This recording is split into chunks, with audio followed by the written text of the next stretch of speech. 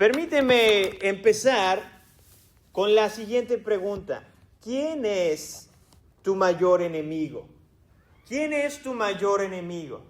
Probablemente para algunos de nosotros, el contestar esta pregunta se nos dificulte, pues no se nos viene nadie a la mente.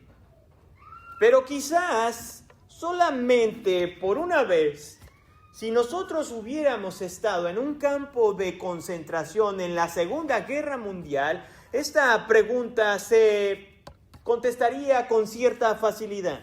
Y esta es la historia de un hombre llamado Viktor Frankl, del cual fue un descendiente judío, donde él y toda su familia fueron trasladados a este lugar horrible y donde fue testigo, Frank, de la muerte de su esposa, de sus padres y de sus hijos.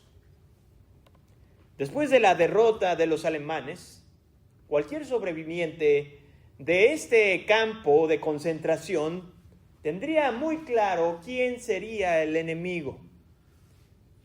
Cualquier cosa que representara el sistema de los nazis. Cuando Viktor Frankl fue finalmente liberado, entendió que odiar a los nazis no podía ser una opción, pues el odiarlos simplemente entraría a otra prisión de la cual quizás él nunca pudiera escapar. Esto no quiere decir que Víctor en ningún momento negó las atrocidades y los crímenes de guerra que se cometieron contra tanta gente inocente. Pero lo que Víctor comprendió en aquel momento fue de que él no podía controlar las cosas externas. Él no podía controlar lo que pasaba a su entorno. Pero sí podía controlar la forma en cómo respondía a las circunstancias que lo rodeaban. Y es aquí donde Víctor comprendió que su verdadero enemigo era él mismo. Si te volviera a preguntar, ¿quién es tu mayor enemigo? Espero que con mucha honestidad puedas decir, yo mismo. Yo soy mi verdadero enemigo. Y es aquí donde Santiago en los siguientes versículos nos estará confrontando con una verdad incómoda, donde nos demostrará que el mayor enemigo no está afuera de nosotros, no es la sociedad ni las circunstancias que nos rodean, sino que simplemente el enemigo está dentro de nosotros. Y en esta ya comenzada tarde, permíteme hacerle 5 observaciones a este pasaje, donde vamos a desmontar las estrategias que el enemigo, el cual está dentro de nosotros, en ocasiones nos quiere o no quiere que nos demos cuenta. Así que si tienes oportunidad y ya tienes tu Biblia abierta y si tu físico te lo permite, te voy a pedir que te pongas de pie con un servidor. Y ahí en el lugar donde estás me puedas seguir con tu vista. Santiago capítulo 1, versículos del 12 al 17. La palabra de Dios dice así: Bienaventurado el hombre que persevera bajo las pruebas, porque una vez que ha sido aprobado, recibirá la corona de la vida que el Señor ha prometido a los que los aman. Que nadie diga cuando es tentado, soy tentado por Dios, porque Dios no puede ser tentado por el mal y Él mismo no tienta a nadie, sino que cada uno es tentado cuando es llevado y seducido por su propia pasión. Después, cuando la pasión ha concebido, da a luz el pecado, y cuando el pecado es consumado, engendra la muerte. Versículo 16. Amados hermanos míos, no os engañen. Toda buena dádiva y todo don perfecto viene de lo alto, desciende del Padre de las luces, con el cual no hay cambio ni sombra de variación. Oremos a nuestro Dios. Señor, en esta tarde, Señor, venimos delante de ti con un corazón dispuesto a escuchar. Mi Dios, y con aquellos quienes quizás nuestras mentes en este momento, Señor, estén batallando para que nuestra atención sea cautivada por tu palabra. Yo te ruego, Señor, que sea tu Espíritu Santo quien en todo momento, como acabamos de cantar, nos sostenga, Señor, hasta el final de este mensaje y que nuestra atención esté completamente sumergida en la verdad de tu palabra. Mi Dios, que ni las fallas tecnológicas, ni las fallas de un servidor al momento de hablar sean un distractor o una excusa, Señor, para no poner atención y escuchar lo que tu Santo Espíritu nos tiene que decir a cada uno de nosotros. En tu nombre, Señor, oramos. Amén, Señor, y amén.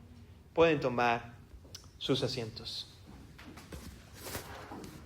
Si ustedes me permiten hacer estas 5 observaciones en el pasaje, quisiera empezar con el versículo 13 y el versículo 12 lo vamos a dejar como la última observación.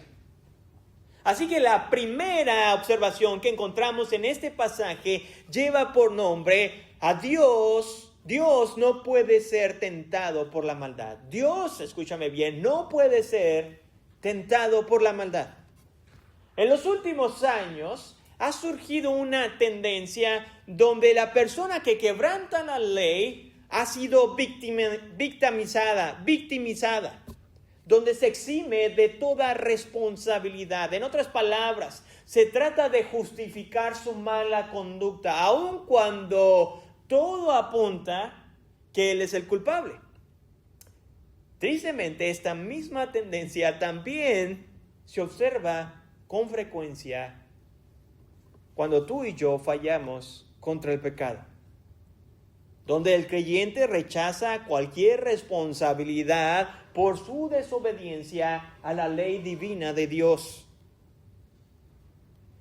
Y con descaro culpa a Dios por su fracaso ante el pecado. Es por eso que Santiago en el versículo 13 empieza con esta advertencia. Si tienes tu Biblia en mano, observa lo que un servidor va a estar leyendo. Versículo 7, que nadie diga cuando es tentado, soy tentado por Dios, porque Dios no puede ser tentado por el mal y Él mismo no tienta a nadie. Hermanos, si se te vino a la mente la siguiente quizás ilustración bíblica, lo más probable es de que se te haya venido la historia de Adán y de Eva. Porque la historia de estos dos individuos simplifica, o mejor dicho, ilustra a la perfección lo que Santiago está diciendo en este versículo. La historia de estos dos primeros humanos en la tierra, donde se nos dice que cedieron a la tentación, pero al mismo tiempo negaron cualquier responsabilidad de su pecado.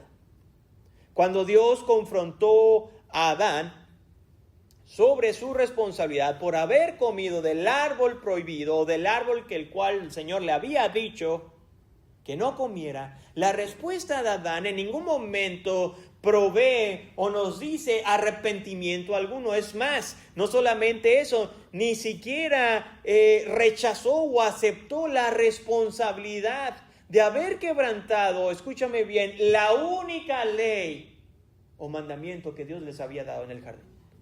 Solamente había una. Era no comer de aquel fruto de aquel árbol. Pero la respuesta de este varón nos debe dejar pensando, la cual se encuentra en Génesis capítulo 3, versículo 2, el cual dice así, Adán dirigiéndose a Dios, la mujer que tú me diste por compañera me dio del árbol y yo comí. Si lo pusiéramos en términos locales o quizás coloquiales, estaríamos diciendo que más o menos lo que Adán dijo es de que le echó la culpa a Dios. Eso es lo que hizo, le echó la culpa a Dios. Y cuando el Señor se dirigió ahora a la mujer para obtener una respuesta, resulta que Eva tuvo la misma actitud pecaminosa. Trató de evadir cualquier responsabilidad y ya no le pudo echar la culpa a Adán, sino ahora ¿a quién le echó la culpa? A la serpiente. Y es muy probable, hermanos, que los lectores o los que estaban recibiendo la carta de Santiago habían adoptado la misma actitud pecaminosa.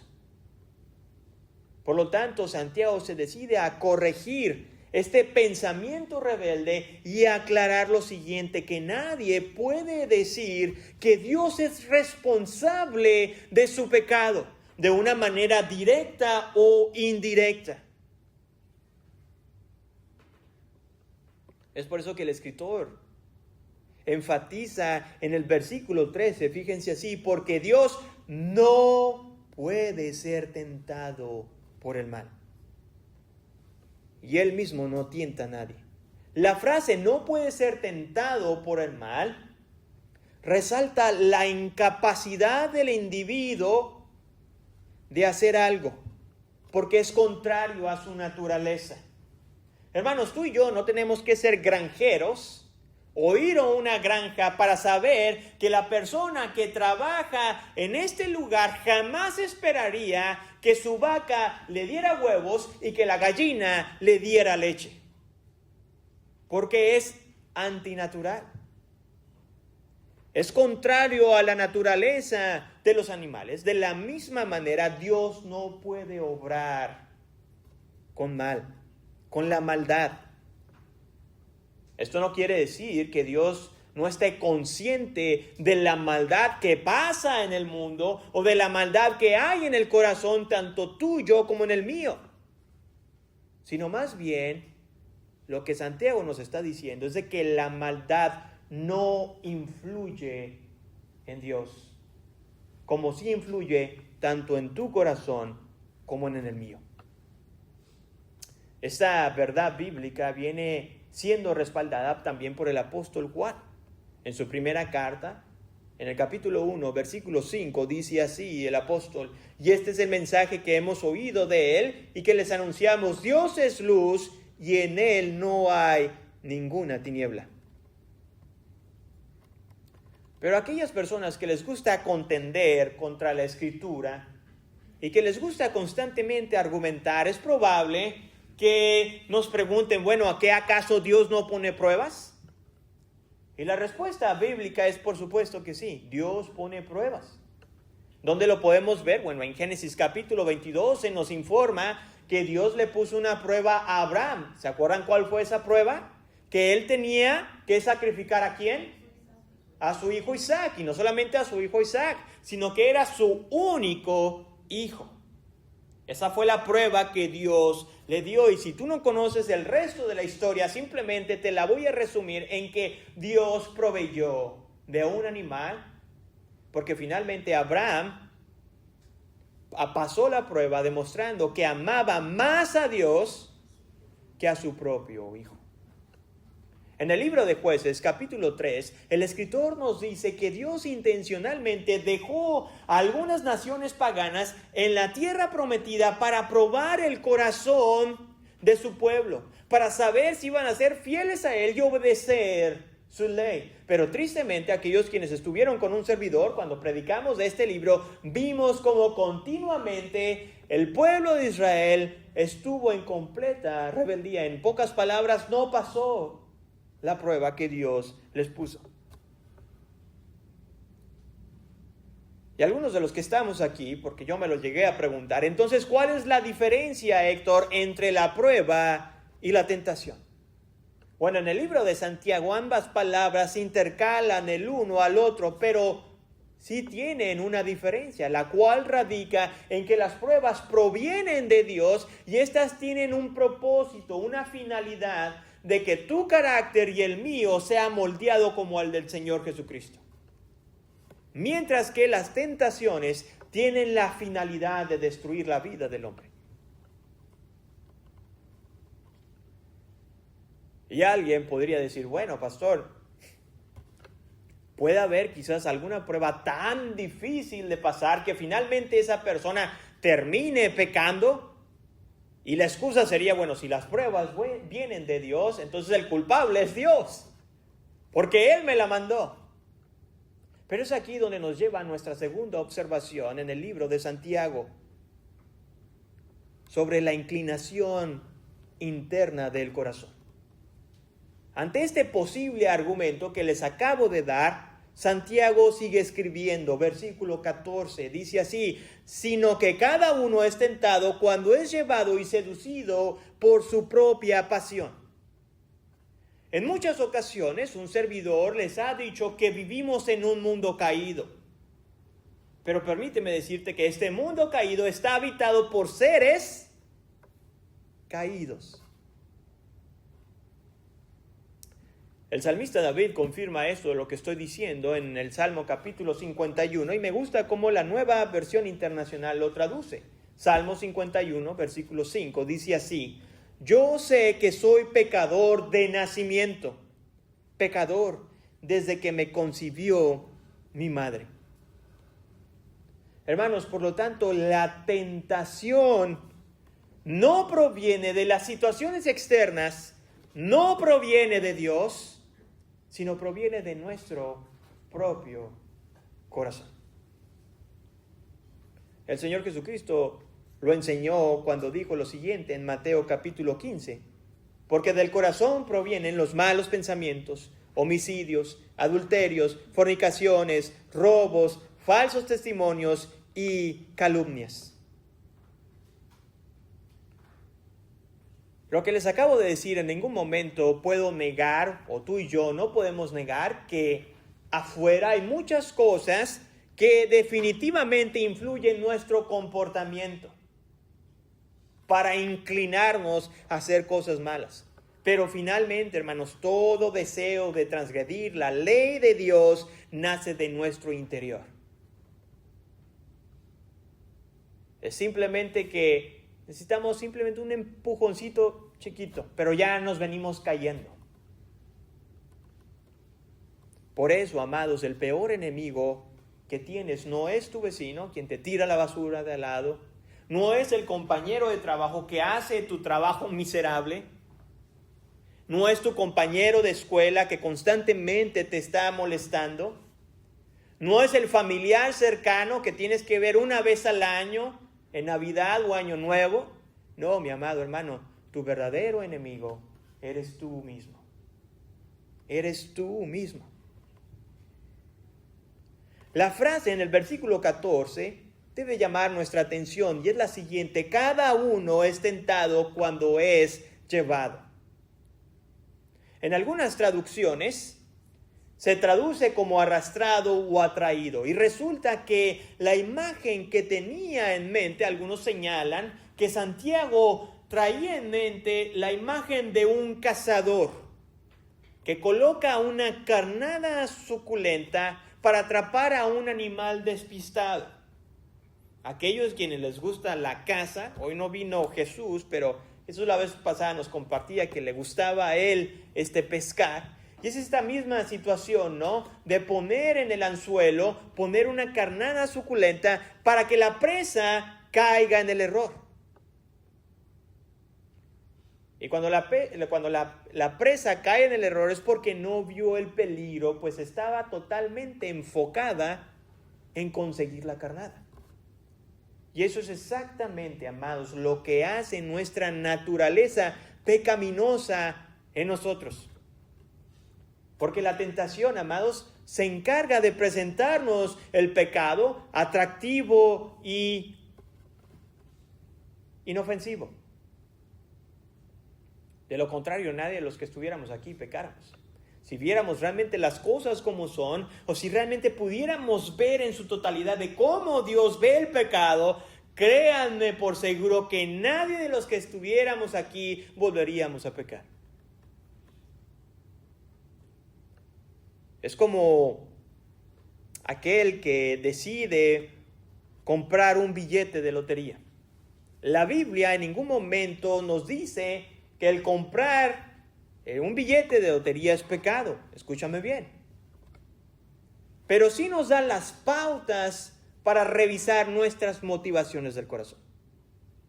Vayamos desglosando la motivación o las motivaciones por las cuales podamos comprar un billete de lotería. Quizás tú digas, bueno, pastor, yo quiero comprar un billete de lotería porque creo que al ganarme el premio mayor saldré de todos mis problemas. Pero si lo analizamos a la luz de la Escritura, entonces tu corazón está diciendo que Dios no tiene el suficiente poder y autoridad para sacarte de las situaciones en las cuales tú te encuentras. Otra manera de analizar la motivación de nuestro corazón es de que quizás empecemos a comprar el billete de lotería con tal frecuencia porque queremos enriquecernos de una manera rápida. Digo, ¿a quién no le gustaría ser rico de la noche a la mañana? Y yo sé que de repente se quedaron callados, pero yo confieso, claro que sí. Digo, si me regalan el dinero, bienvenido sea, ¿no? Si es de una manera lícita y no es legal, adelante, deposítemelo ahí. Pero amados, permíteme decirte que cuando compramos de una manera recurrente, lo que nuestro corazón está diciendo es de que amamos más las riquezas que a Dios. Y tal vez tú digas, pastor, no te preocupes, yo no tengo problemas con esta situación. Es más, ni siquiera compro billetes de lotería. Amado, porque la tentación se presenta de manera diferente en cada uno de nosotros. Lo que para ti puede ser repugnante y grotesco, para otra persona es una lucha diaria con la cual está batallando. Pero la buena noticia, amados hermanos, es de que los creyentes podemos luchar contra el pecado bajo el poder y la dirección del Espíritu Santo. Mientras que las personas no tienen a Cristo, hermanos, no luchan porque son esclavos del pecado.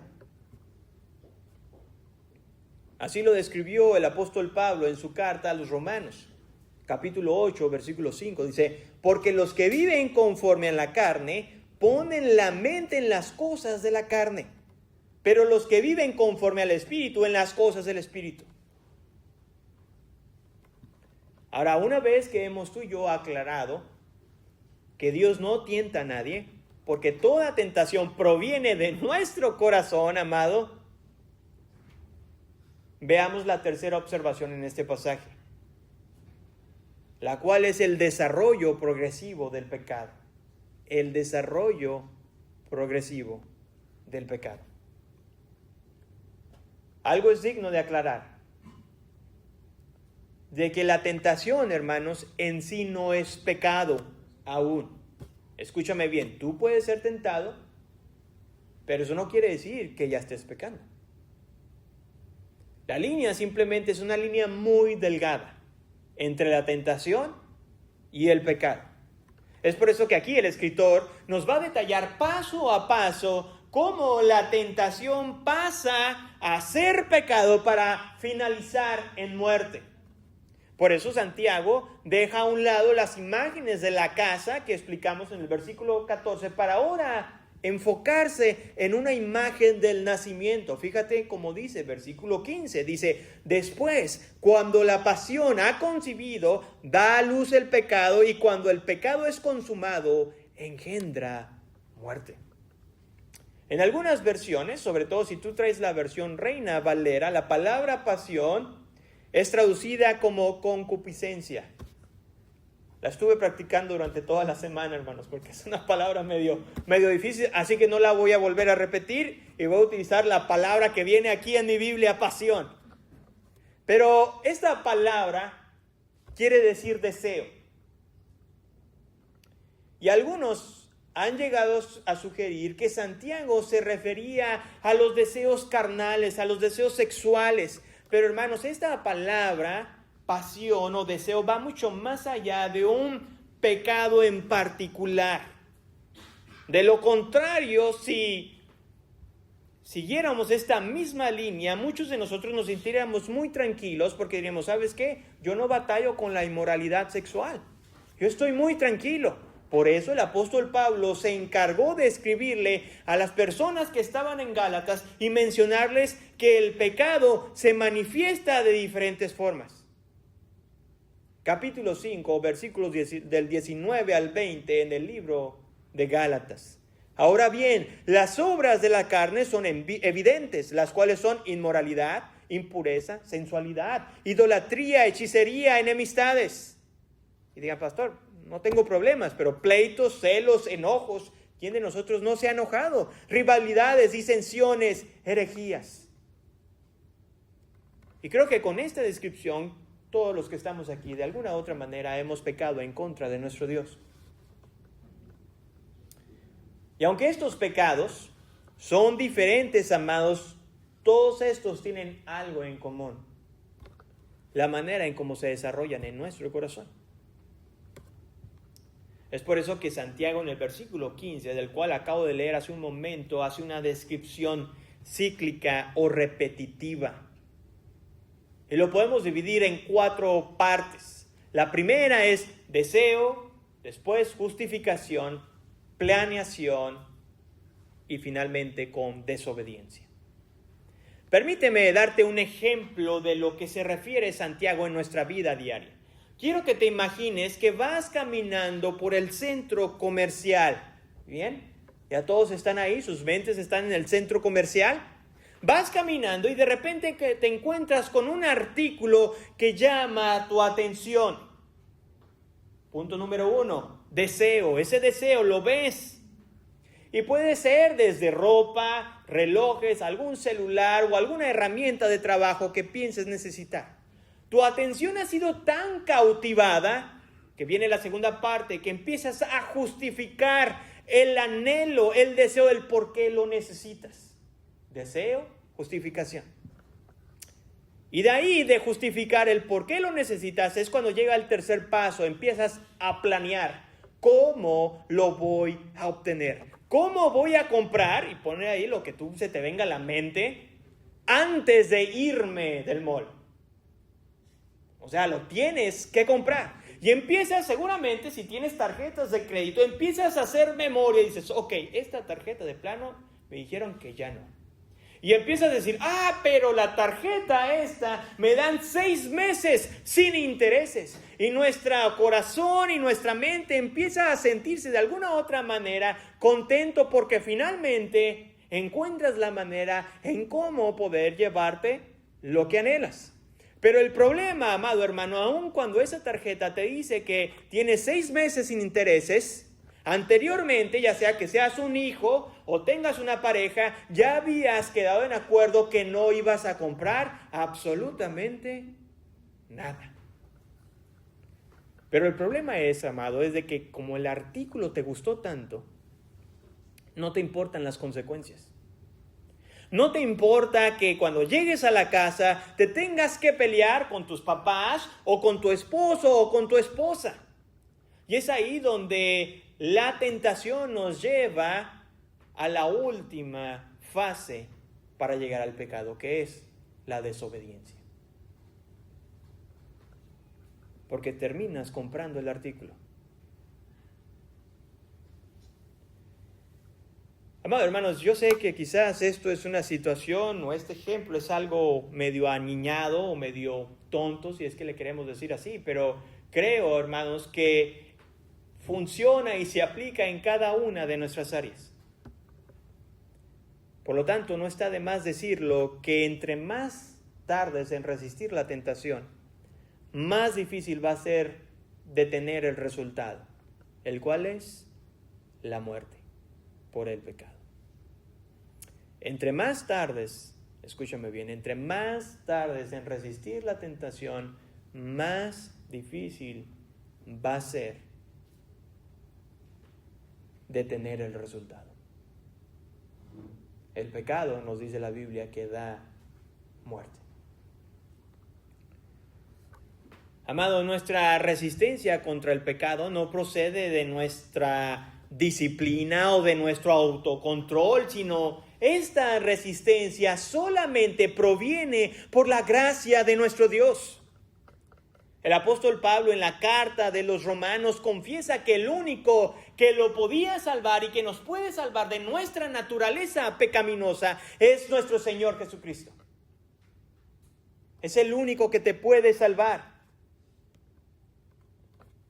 Así que si hay algún pecado recurrente en tu vida, escúchame bien, si después de esta ilustración de repente se te vino a tu corazón o a tu mente algún pecado que sigas cometiendo, amado, no tardes en clamar a Dios por ayuda, por nuestro Padre Celestial, porque aquel que fue crucificado y resucitado al tercer día tiene, amado, el poder suficiente para sacarte de aquel pecado, de la pornografía, del rencor, del odio, de la amargura, de la avaricia, del chisme, hermanos, de la enemistad, de cualquier cosa que esté siendo encadenado. El Señor Jesucristo tiene el poder suficiente para liberarte.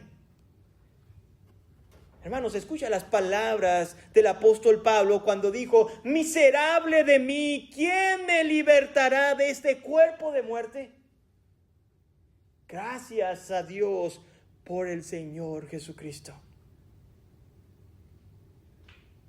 La pregunta, amado, que te debes de hacer más bien es: ¿ya confesaste tu pecado delante de Dios?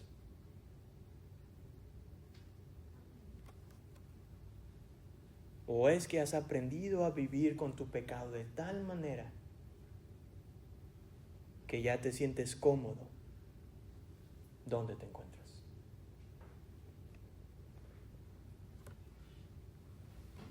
La cuarta observación en este pasaje tiene que ver con que Dios es la fuente de todo bien. La experiencia pastoral de Santiago resalta mucho en el versículo 16, un versículo corto, sin embargo, que el escritor se dirige a su audiencia de una manera amorosa. Fíjate cómo dice: amados hermanos míos, no se engañen. El escritor deseaba que sus lectores pudieran entender el gran peligro que hay, hermanos, de ignorar que la tentación proviene del corazón. Porque el mayor enemigo, otra vez, eres tú mismo. Pues lo más sencillo para nosotros es culpar a los demás, es culpar a Dios y en ocasiones hasta al mismo Satanás. ¿Cuántos de nosotros no hemos escuchado a personas que se escuchan? No, es que Satanás me dijo y qué difícil. Satanás me tentó y empezamos a culpar a medio mundo y no tomamos la responsabilidad y no hemos entendido lo que dice la Escritura, que realmente la tentación, la maldad está dentro de nuestro propio corazón. Así que en este corto versículo el escritor ruega solemnemente a los creyentes, tanto del primer siglo como los del siglo XXI, a que aceptemos nuestra responsabilidad cuando tú y yo quebrantamos la ley de Dios. Hermanos, cuando entendemos que la batalla verdadera se libra aquí en el corazón y no afuera, entonces grandes progresos van a ocurrir en tu vida espiritual. Porque vas a dejar de justificarte, vas a dejar de justificar tus pecados y empezarás a tomar con mayor seriedad tu caminar con Cristo.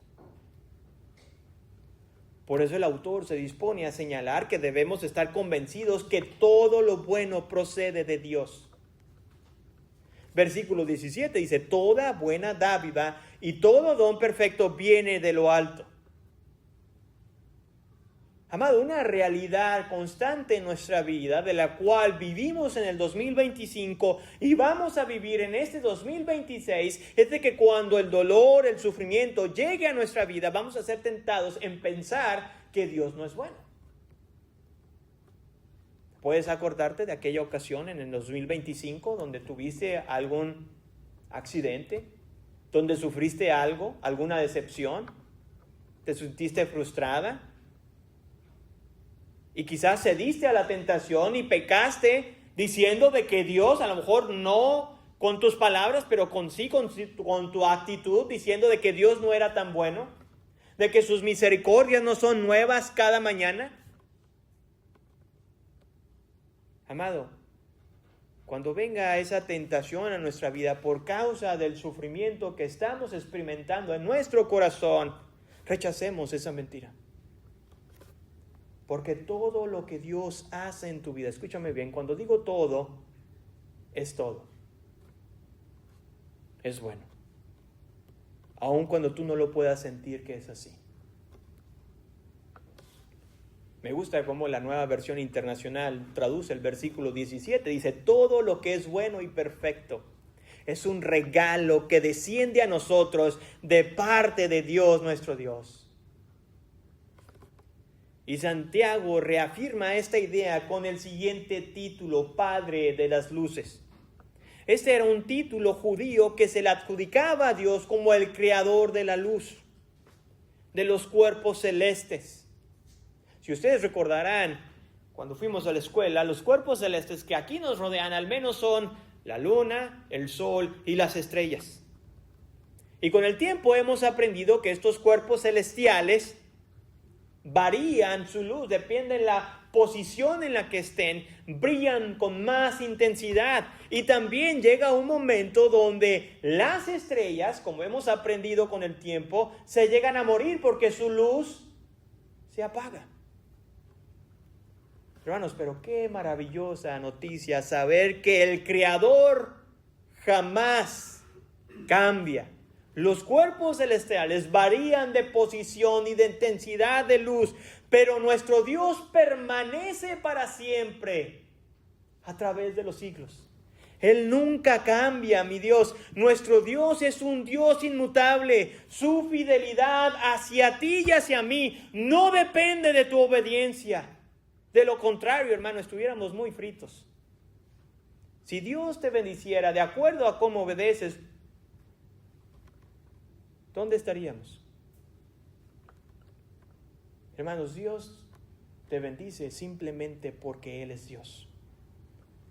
Y nada de lo que hagamos o dejemos de hacer cambia la naturaleza justa, santa y misericordiosa de nuestro Dios. Así que la próxima vez que te encuentres en dolor, te animo a que salgas a tu casa en la noche, veas y observes la luna y te recuerdes que lo más probable es de que la luna está en una posición diferente al día anterior. Y que cuando veas eso y observes, recuerdes que aunque la luna se mueve y cambia, el Señor nunca cambia. El Señor permanece fiel. Hermanos, después de haber expuesto todo esto, podemos seguir preguntándonos, bueno, ¿por qué perseverar en las pruebas? ¿Por qué no ceder a la tentación? Y es aquí donde nos vamos a regresar hasta el versículo 12. Y debemos de perseverar en las pruebas y resistir en la tentación porque hay una recompensa, la vida eterna. Y es aquí donde nos lleva nuestra quinta observación. Después de la prueba viene la recompensa. Santiago empieza este versículo 12, amado, mencionando que es bienaventurado el hombre que soporta la prueba. La palabra bienaventurado quiere o significa dichoso o muy feliz. Pero esta vida feliz, amados, no es como el mundo nos la quiere presentar, una vida sin problemas, una vida sin preocupaciones, no. Esta vida feliz o dichosa de la cual la Escritura nos habla es una vida que ha hecho de Jesús su mayor gozo, su mayor tesoro. Porque el ser perdonado de pecados, el tener una relación directa con Dios Padre a través de Cristo Jesús, es la bendición, es la dicha más grande que cualquier hombre pueda experimentar en esta tierra.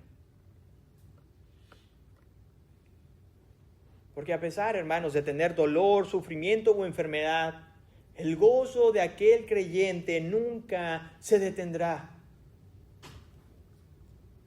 Pues se le ha otorgado, hermanos, la dicha y la bendición más grande. ¿Sabes cuál es? El ser llamado Hijo de Dios. Hermanos, quizás algunos de nosotros estamos y anhelamos un estatus migratorio mucho mejor.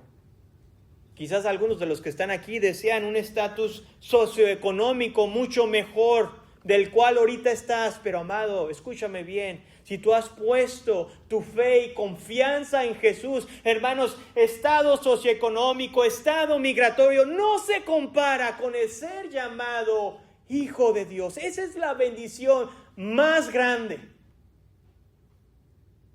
Porque no sé si te has dado cuenta, pero el infierno está lleno de personas con ciudadanía americana o con cualquier otro país, y también está lleno de personas que son multimillonarias.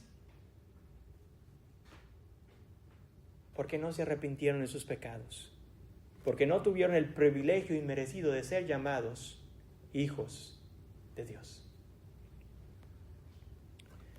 Y es aquí donde el escritor Santiago toma otra imagen, amados, conocida por su audiencia, cuando dice, recibirá la corona de la vida. Esta frase traía a la imaginación del lector aquellas hojas de laurel que se utilizaban para hacer coronas, y estas coronas se entregaban a los deportistas o a los atletas que habían ganado en su respectivo competencia deportiva. Y con esta imagen en mente, Santiago estaba asegurando a su audiencia que la resistencia en los momentos difíciles iba a ser recompensada. Pero debemos de tener cuidado, porque en ningún momento Santiago nos está diciendo que la vida eterna depende de tu perseverancia en las pruebas.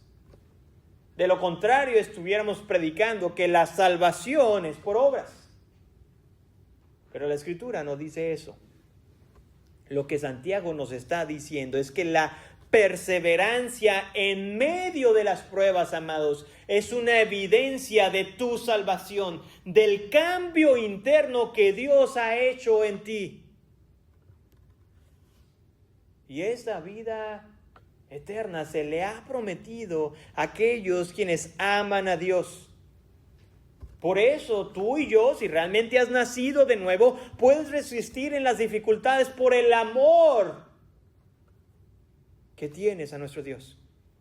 Porque su amor te sostiene. Este amor por nuestro Señor procede, amados, porque Él nos amó primero. Porque Él nos amó primero cuando mandó a Jesús a morir por nosotros en la cruz. Aun cuando tú y yo lo despreciábamos.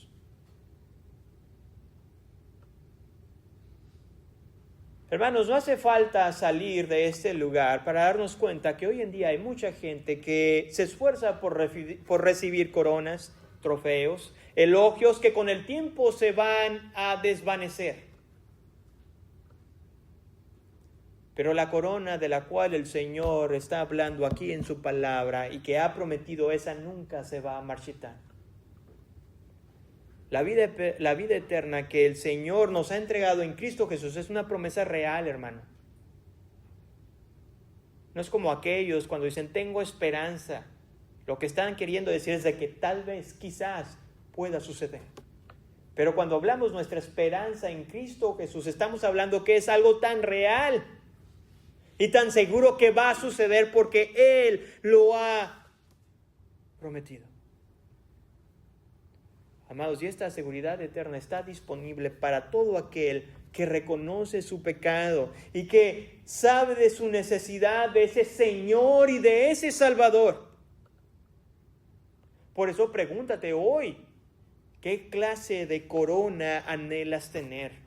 ¿De aquellas que se marchitan con el tiempo o de aquella que permanece fiel porque ha sido entregada por nuestro Rey y Salvador?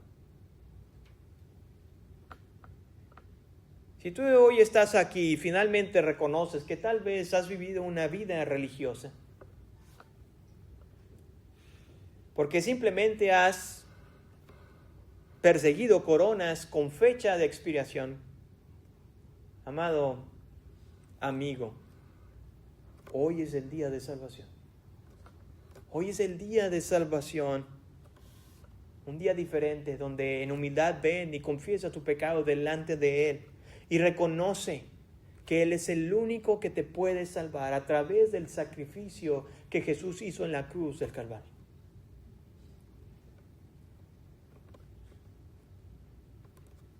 Permíteme concluir con lo siguiente.